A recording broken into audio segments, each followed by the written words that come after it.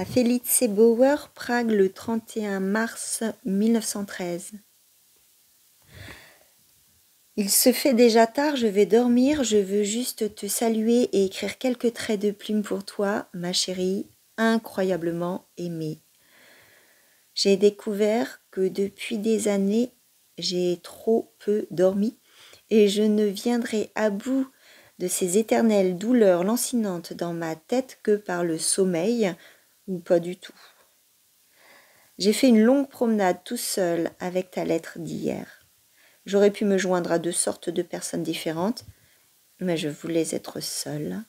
Avant, c'était par coquetterie, par absurdité ou par paresse que je voulais être seule.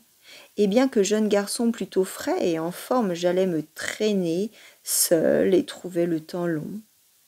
Aujourd'hui, je suis seule par nécessité et pour une part non négligeable, par nostalgie de toi.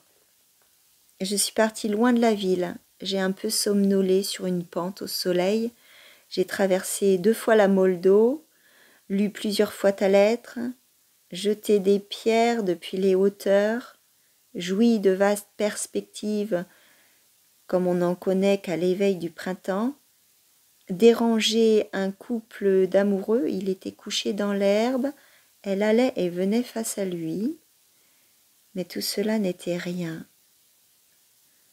La seule chose vivante en moi, c'était ta lettre dans ma poche. Pourvu que tu sois en bonne santé, ma chérie, je me fais de tels soucis.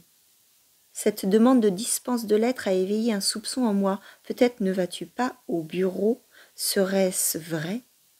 Ma chérie, reste en bonne santé, je ne me plaindrai plus jamais si tu restes en bonne santé.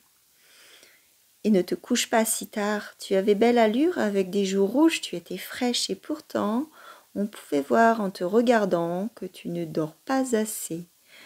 Ma chérie, promettons-nous d'ici à la Pentecôte d'aller toujours dormir à 9h. Il est déjà 9h30 à présent, malgré tout il n'est pas encore trop tard et la lettre m'a redonné de la vigueur.